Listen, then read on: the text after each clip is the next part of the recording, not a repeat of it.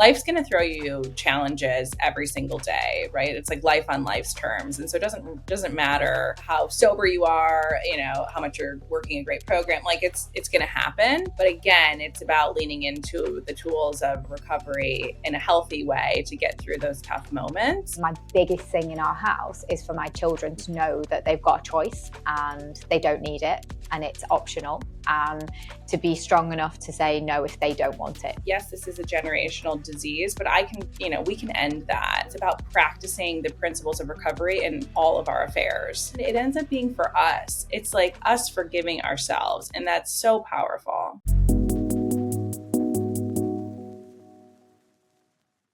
Hi everyone, welcome back to the Upward Spiral podcast, where we explore the power of positive change and continuous improvement to help you create an upward spiral in all areas of your life.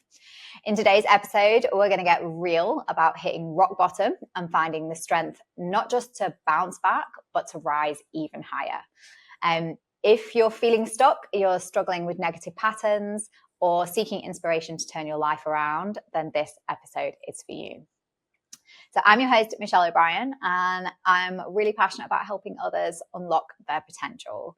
So you see, a few years ago, I don't know if I was stuck in a downward spiral, but I wasn't doing so great. And I decided to quit the booze, quit the drinking. And that was just a huge turning point for me. And it set me on this incredible path to personal growth. So yeah, hopefully I'm here today to guide you on your journey. And today I'm really excited to be joined by an incredible woman who has an amazing story of resilience and transformation. She's a mum of two and a founder of a new children's sleepwear brand, Motette, and she knows firsthand what it means to hit the reset and create an upward spiral. She's stylish, full of energy, and she is a total inspiration to all women everywhere.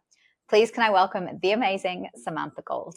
Hi, Michelle. Thank you so much for having me today. Hi, thank you so much for being here. I am so excited that we get to record this, and I'm so grateful for Hannah Kissel for introducing us. Absolutely. When you meet somebody and both Hannah and yourself, I'm like, oh God, if I lived in Sydney, we would definitely be hanging out. Yes.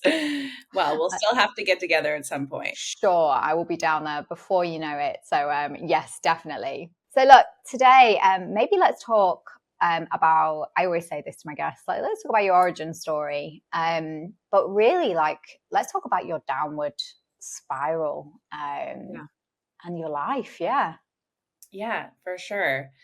So I grew up in Chicago, and I grew up in a family with alcoholism.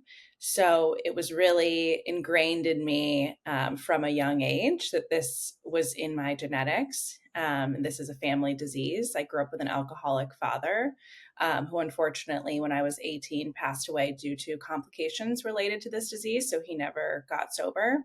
And then I had alcoholism on both sides in terms of my grandparents as well. And, my drinking started out pretty normally, just experimenting in high school with friends. And then when I went to college, I would say it progressed. It's interesting. We talk about alcohol use disorder. I wouldn't say that I was ever dependent upon alcohol. What I would say in terms of my story is what happens to me physically when I put alcohol in my body. And so in terms of my downward spiral and what that looked like, I kind of want to demystify, some preconceptions that people have about alcoholism. I think a lot of people, they think about maybe a homeless person or someone on the street or drinking every single day or getting a DUI and all of these awful things happening. That's not my story. That's not what happened to me. But what did happen to me and what does happen to me if I were to consume alcohol today is there's actually a physical change in my body, and I become someone that I'm not proud of. I don't act with integrity. I do and say things that I regret. And that started to create problems in my life in terms of my relationships, in terms of my career. at the time when I got sober, I was actually a manager at a, Fortune 500 company. And so it was creating problems in the workplace. And ultimately, that led to me getting fired from this position that I had worked so hard for.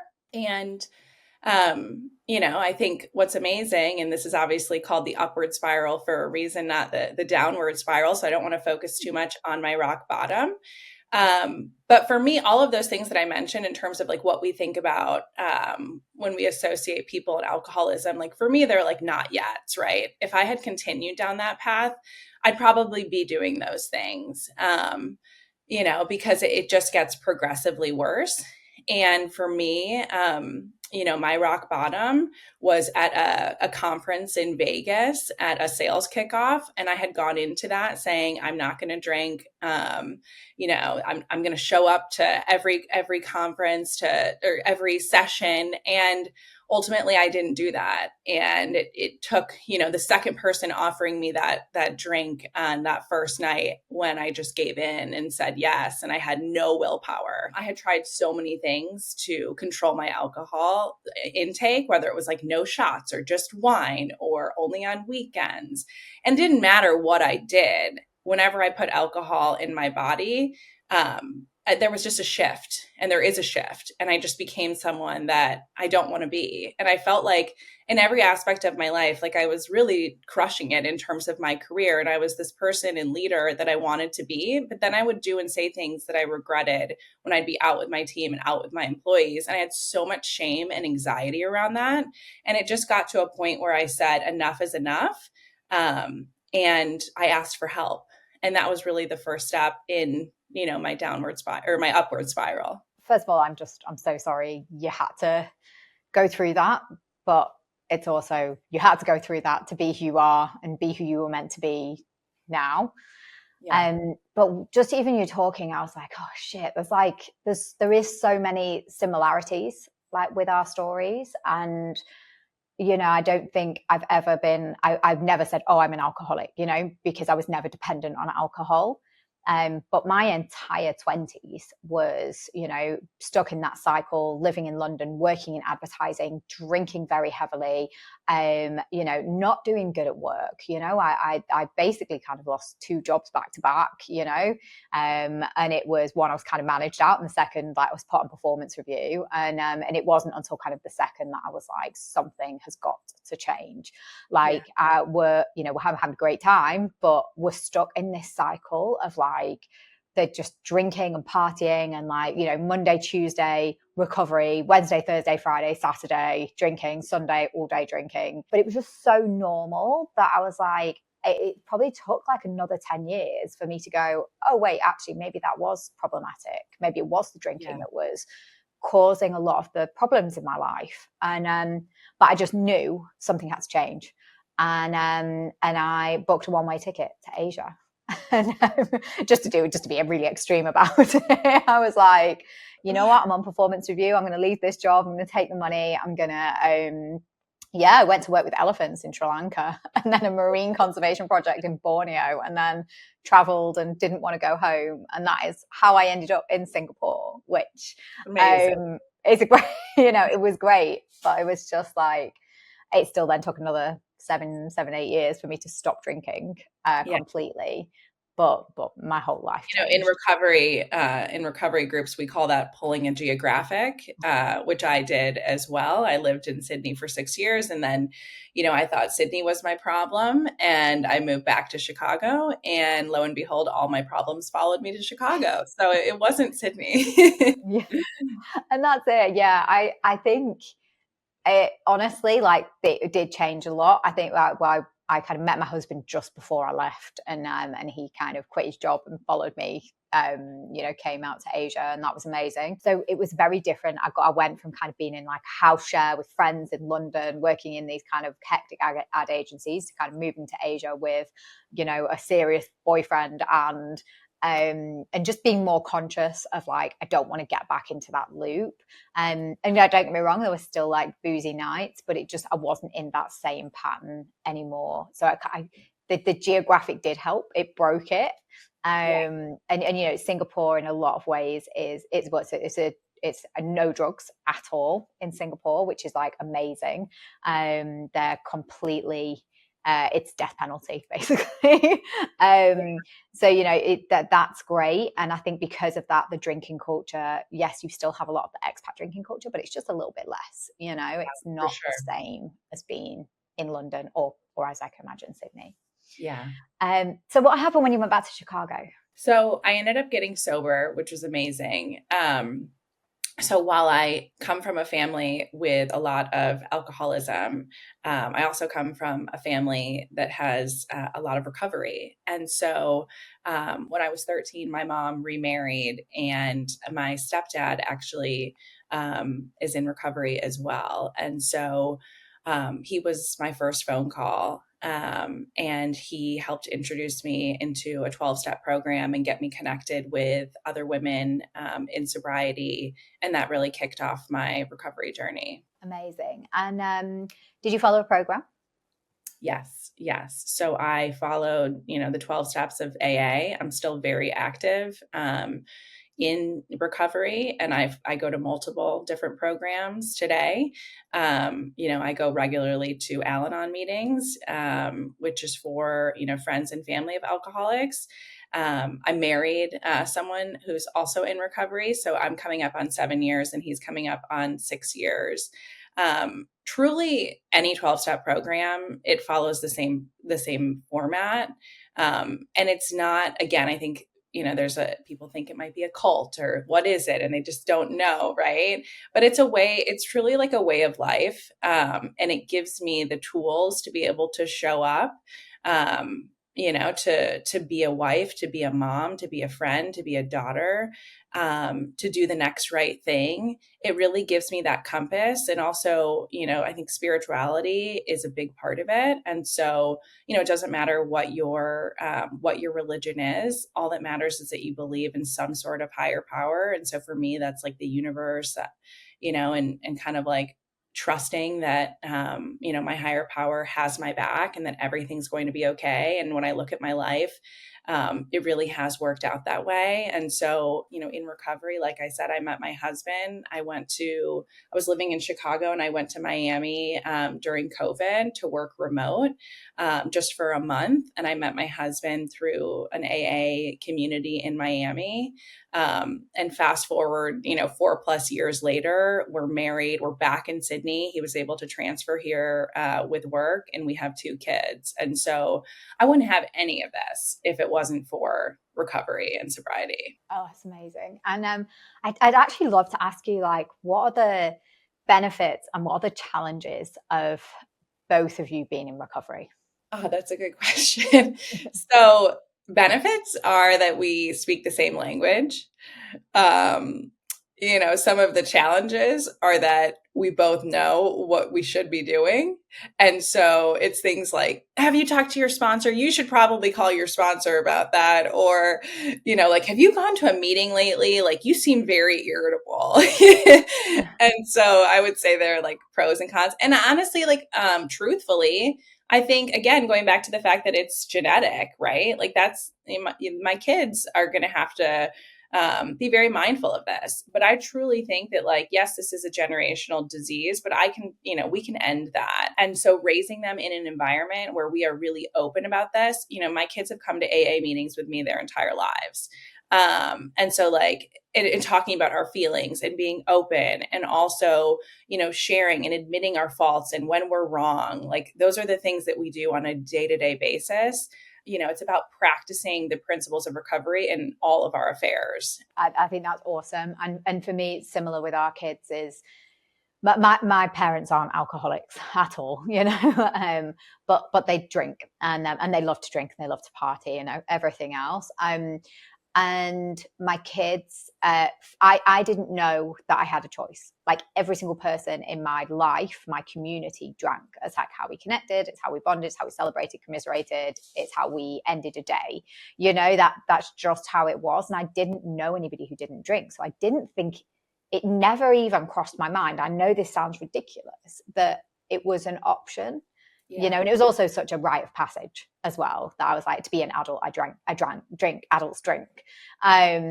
And for me, my biggest thing in our house is for my children to know that they've got a choice and they don't need it and it's optional, to be strong enough to say no if they don't want it. Yeah, definitely. And then how was it coming back to Sydney after leaving in the way that you did? Yeah. You know, it's been incredible. But when I first, when my husband put the idea in my head, essentially he had spoken to one of my former colleagues who had said, well, why don't you move to Sydney?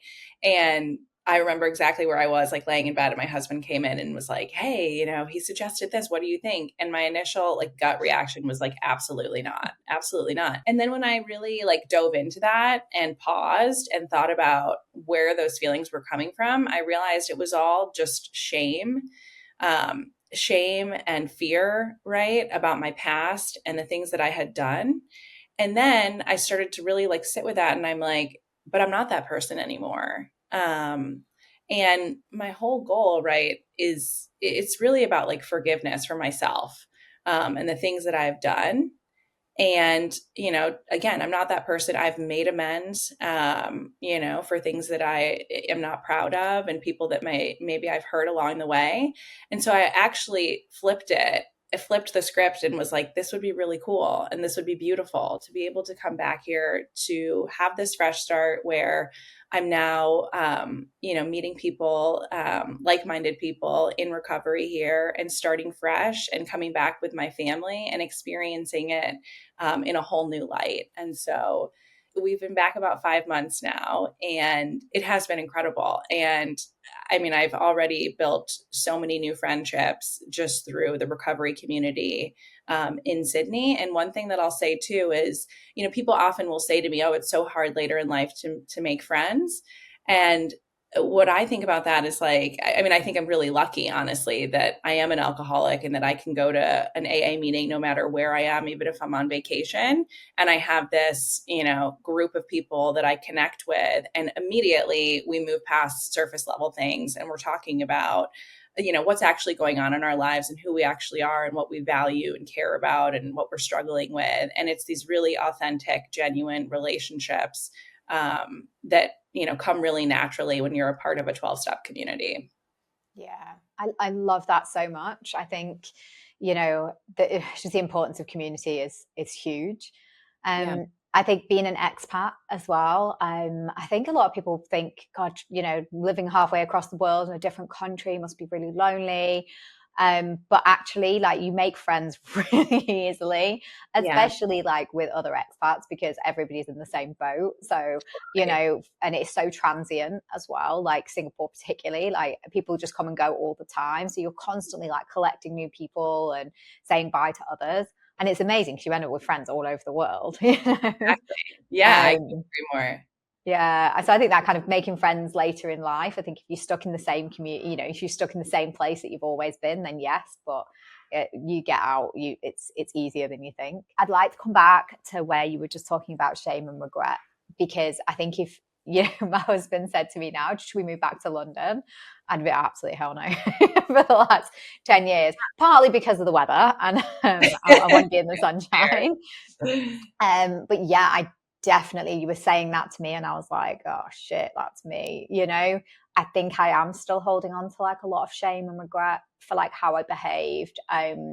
Like even that friendship group that I had in London, like I love them all dearly, but like I pulled away like in such a kind of abrupt manner. Like first of all, like I wasn't myself and I wasn't liking who I was anyway when I was like with them, and that had nothing to do with them. That was me and like my drinking and how I was behaving. And I wasn't being myself, like true, who I wasn't really, I didn't like myself.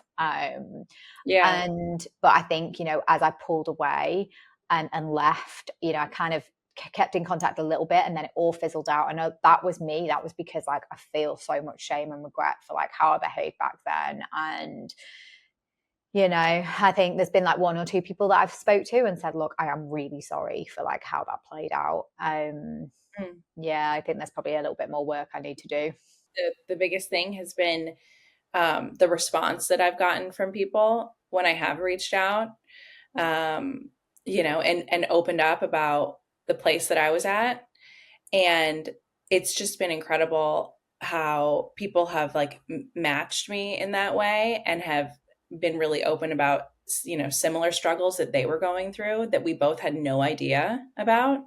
Yeah. And so it actually ended up being, it's been really beautiful to kind of circle back to some of those relationships, even though it's been scary. What the outcome has just been really special. And yeah, and it's also like it's so freeing, right? It's so freeing.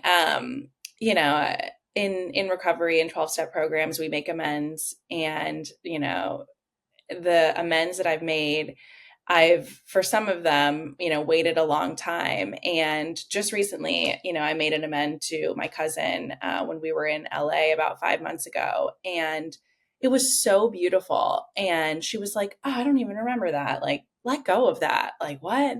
You know what I mean? And it's like, Yeah. they're not even thinking about that. They don't even remember half the stuff. People are thinking about themselves first, first and foremost. Yeah. And the amend, it ends up being for us. It's like us forgiving ourselves. And that's so powerful. Yeah, and I did some EMDR therapy this year, which is like that kind of eye movement desensitization therapy that just helps kind of process traumas. Yeah. But a lot of mine was actually just shame and regret, and and it really kind of boiled down to like forgiving myself. Like I was doing the best I could with what I knew at the time, and I need kind of forgiving myself. And I think one of the biggest things I've learned as well is to just like follow my gut, because I had so many people tell me, don't leave, don't go to Asia, you're running away. And I just I knew that like I needed to go and leave Yeah. and do what I needed to do. Like I had to do it. And I think that's still to this day, the hardest decision I've ever had to make was leaving, Mm. was leaving. But it was like the best thing I've ever done. At work, so you lost your job. Was that here or Chicago? That was in Chicago. So you left Sydney knowing that you had a problem, went to Chicago. Moved back to the freezing cold. Don't recommend in the middle of winter. Yeah. And then ended up getting fired from my job. Yeah. So, um, I ended up in terms of my career at the time I was a leader, I went back to being an individual contributor at another tech company in enterprise sales. And honestly, like I kind of look at that period and I feel like I hid away almost. I again had so much shame and regret, and I just felt like, just yeah, I was just so down on myself. I lost my confidence. I thought that I couldn't be a good leader, that I wasn't a good manager, just had so much self-doubt, and so much insecurity. And ultimately was able to rebuild from there. I will say when I met my husband, I'm really grateful for having that job in terms of like the flexibility to have kids, because it offered amazing benefits. And also, it was like still COVID, work had gone completely remote. And so I was really able to be present in those early days with both of my kids. And then we ended up making a move to Charleston, South Carolina. My husband and I had both gone remote for work. And we were like, where in the United States do we want to live? And we wanted to be somewhere where it was warm and on the water, where it'd be great to bring up a young family. And we chose Charleston. And he grew up in Savannah, so he was used to the South and Low Country. And then it was there that I, started consulting for a women's clothing company on the side while still, doing my tech job day to day full time. And ultimately that led to me stepping back into a leadership role, but this time as the CEO. And so again, it was like stars aligning. I, took this risk. It was just incredible. Like the fact that, again, I had no experience in fashion. And so if anyone's listening to this and they're, considering a career change, I want people to remind themselves that their experiences are cumulative, and so many of the experiences and the skills that I had excelled at in terms of my career in tech and leadership prior to taking on this new role, it set me up for success and also gave me the ability to see things from a fresh perspective, coming from outside the industry, and really, ask questions as to why things were being done the way that they were being done. And so that we could really make sure that we had the most efficient processes in place to be able to grow quickly and scale and reach our goals. How did you build up your confidence back up professionally after kind of being fired? Honestly, I think, it took a lot of work, right? A lot of self work. I also want to give credit to my husband too, because he is the first person that I dated, and it almost makes me want to cry thinking about it, that just really saw me for me. And that was the good, the bad, the ugly. And he knows every aspect of my story. And he never judged me for it. He just loves me for it. And so having someone like that in my corner who, built me up every single day. And I'm not saying that, I get my confidence from him on a daily basis. I think it has to also come from within. And it's all those baby steps that, that I was taking. And I met him 2 years into sobriety too.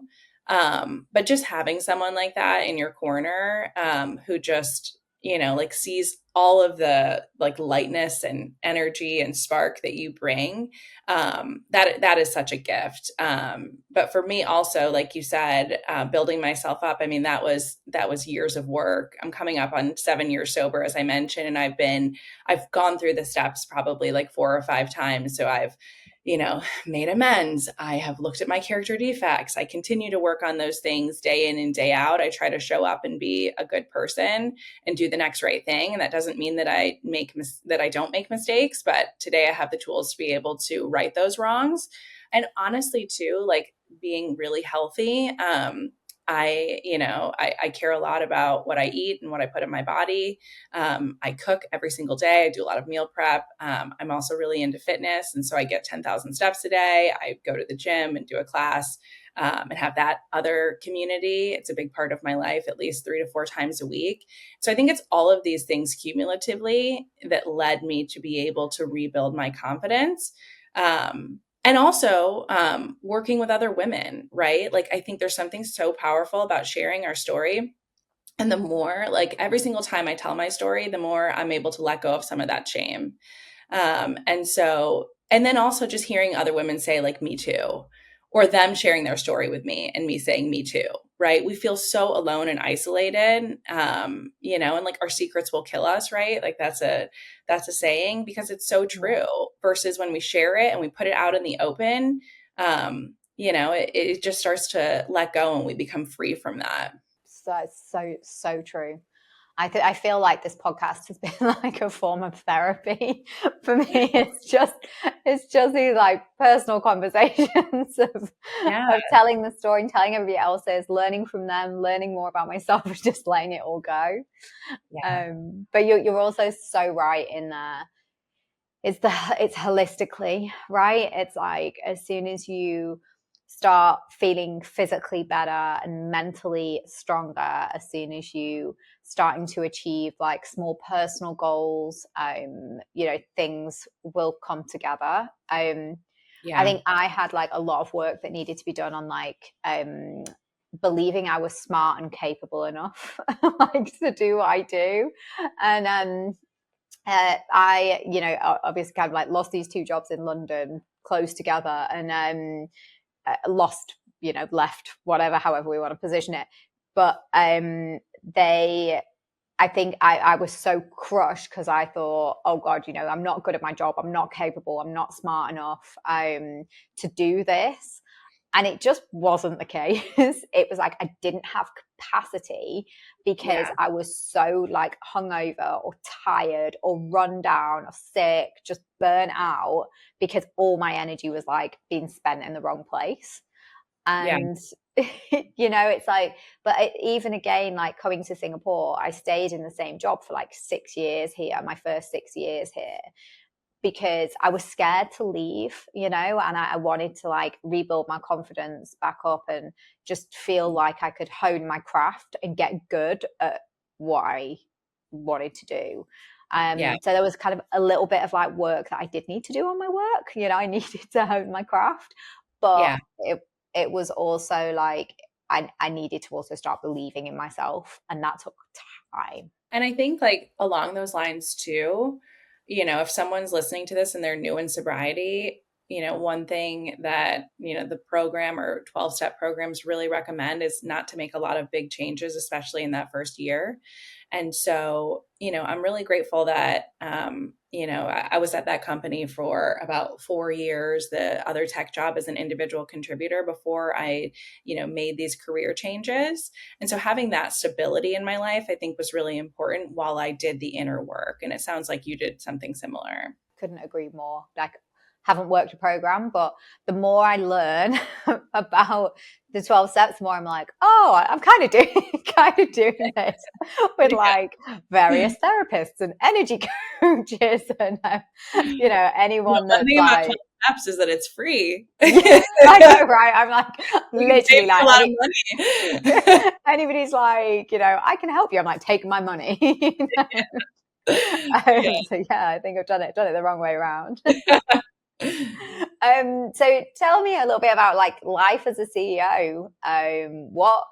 What was that? Did that the stress of that at all ever tempt you back into drinking, or was it all just a really good challenge? No, I was never tempted. I never thought about drinking. I think picking up a drink or a drug is like probably the last thing on my mind, but it's like, do I want to pick up chocolate? Yes. So there's other coping mechanisms today, versus healthy ones, which is like picking up the phone and making a phone call or going for a walk or listening to a podcast, right? Like life's going to throw you challenges every single day, right? It's like life on life's terms. And so it doesn't matter, how sober you are, how much you're working a great program, like it's going to happen. But again, it's about leaning into the tools of, recovery in a healthy way to get through those tough moments. Being a CEO was incredible, and I absolutely learned so much.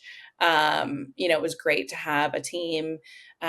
We ended up hiring a ton of new people. I ended up taking the company through a complete rebrand. We doubled direct to consumer sales.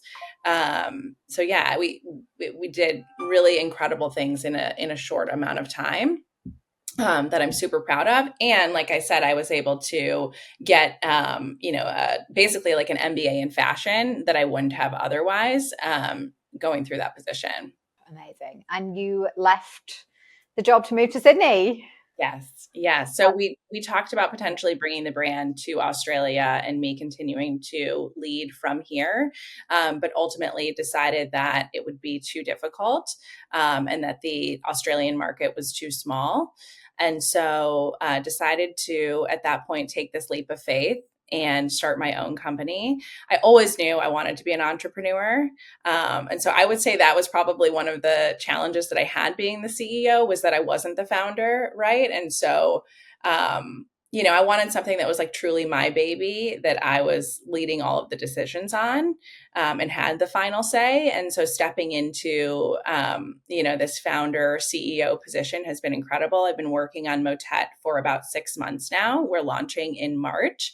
And essentially, it was born out of my experience as a mom. And so having two kids of my own, I really wanted elevated PJs for my children, and I couldn't find that. And so, I love the classic styles, the soft fabrics, but I hate like the cheesy prints. And so, what Motette is, it's bamboo, super soft, hyperallergenic, eczema friendly fabric, that uses beautiful prints and patterns that you might typically see within interior design, which is another passion of mine, but for classic children's clothing. And so I'm super excited to launch it.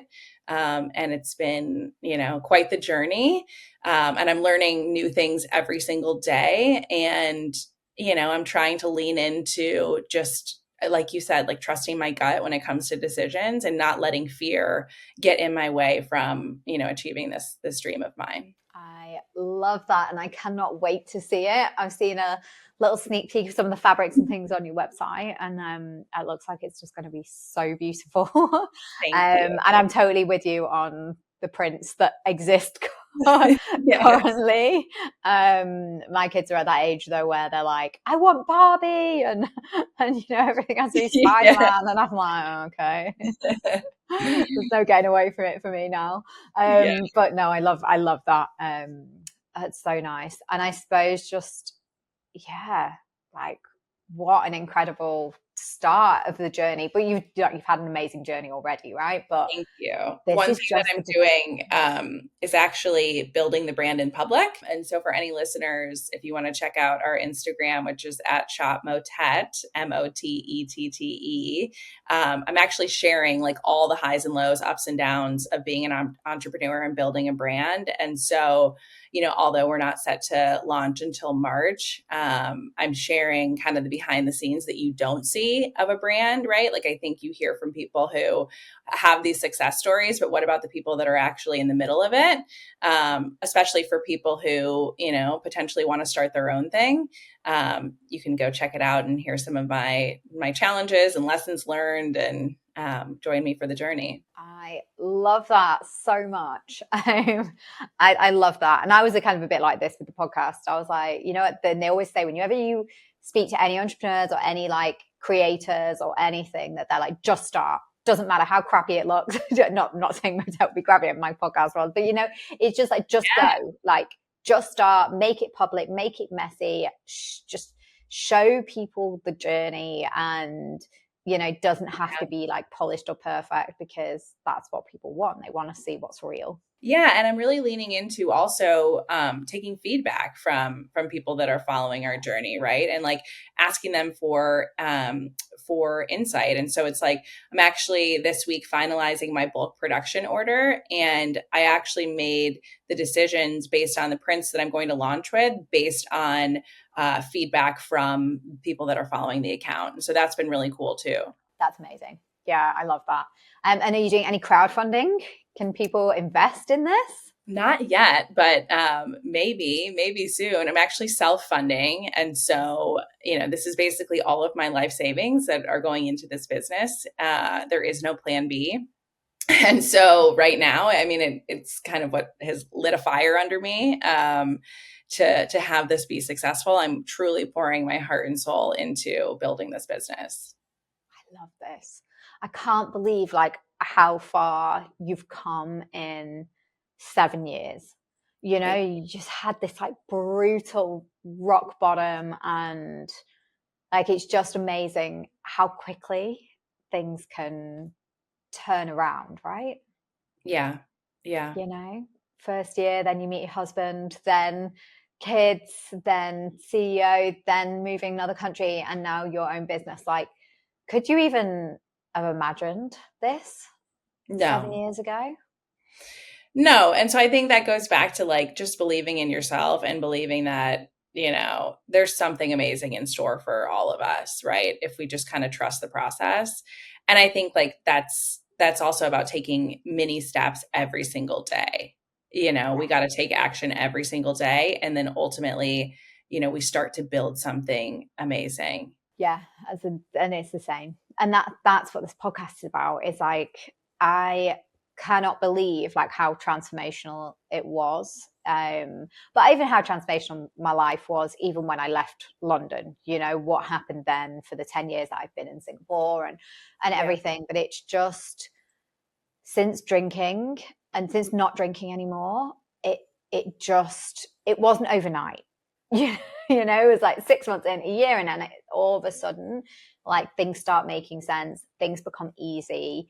And like you said, it's just like one step every day, just that small increment, those small incremental improvements every day really, really do compound and change your life. And I think that's also, like you touch on a good point that like you have to do the work, right? Like when we give up drinking, we're still left with ourselves and our inner demons and our shame and our regret and all of that, right? And so like that can then manifest in other areas. You could become a workaholic. You could be, overspending. It could be with men or food or whatever it is, right? Because it's like, we call that kind of like whack-a-mole. You just replace one thing with another. And so until you actually start to look inward and really do the work on yourself, you'll start to cultivate healthier tools to be able to help you to grow, just spiritually, physically, mentally, and get on the right track. I just love to go back a little bit actually into to kind of that point of change when you were like, you knew something had to change. You spoke to your stepfather, you were like, enter a program. But what for you were the most important steps that you took to break the cycle of alcohol use disorder? I was ready to admit to myself that I was sick and tired of being sick and tired, and get honest with myself and other people. And again, going back to the fact that this for me is something that, runs rampant in my family. I knew that the second that I admitted this, not just to myself, but to, in particular, my mother, there was no turning back. That's also one of the good things about being, someone with alcoholic tendencies, is that I do things 0 or 100, right? And so I said, I'm going to give 100% to recovery and sobriety. And there was just no going back for me.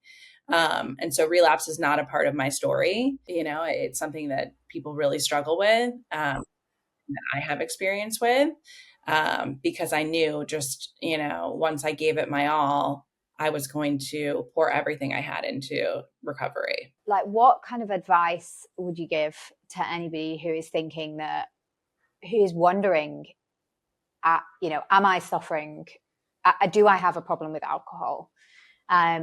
Whatever end of that spectrum, what would kind of your advice be? I think it would be, everyone's journey is unique, and we all have to get to, our rock bottoms or these realizations on our own.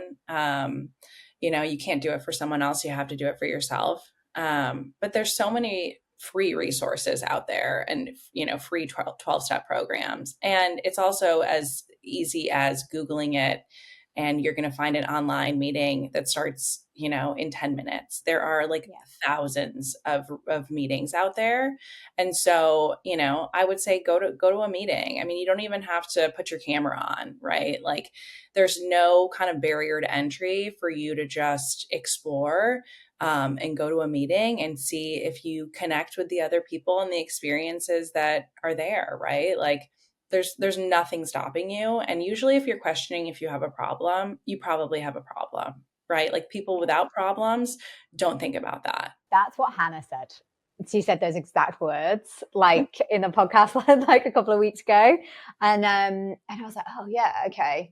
But I think the reason why people question, do I have a problem? Don't I have a problem? Is because of the stereotypical view Right. of what an alcoholic looks like, right? An alcoholic is a person, like, in our heads, that is sitting in an AA meeting, that has lost everything, their job, their family, their money, like, they might be living on the street. And, we're so used to seeing that stereotypical view in the media of this is what an alcoholic looks like. That, and then we also see in the media alcohol glamorized, and it's like, it's so sexy, and all these rich people are sitting around drinking champagne, and like, the people who look like they've got the perfect life are like enjoying a drink. And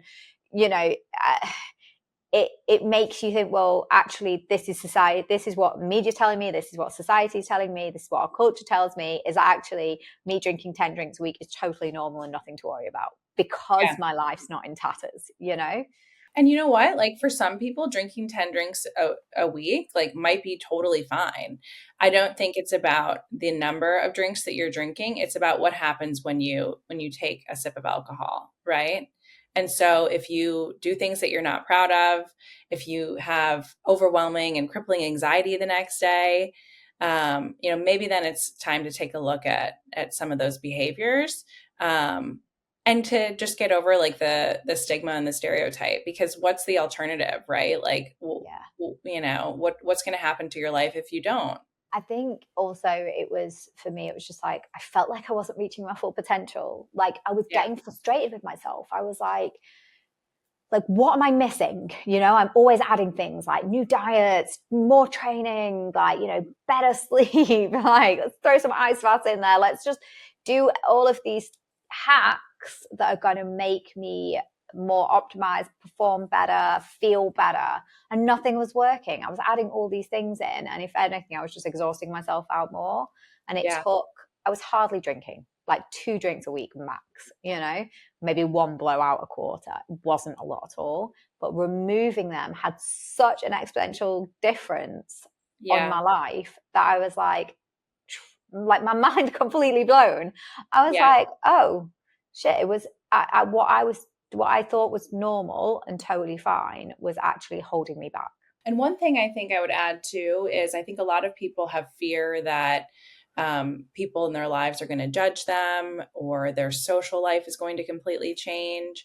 I will say, I think I had one person who judged me or, wasn't supportive of my journey.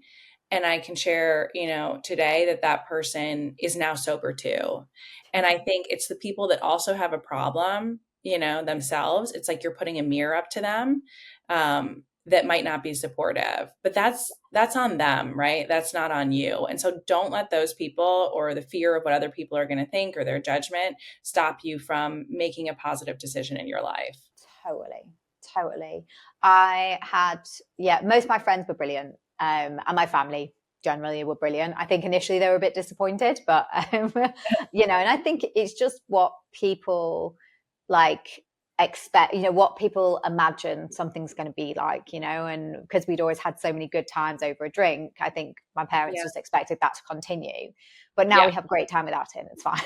Yeah. Right. And I So think, yeah, it's one of those things that like anything that's new is going to take time to get used to. yeah. But like you're your best version of yourself and you don't need alcohol to do that, to be that.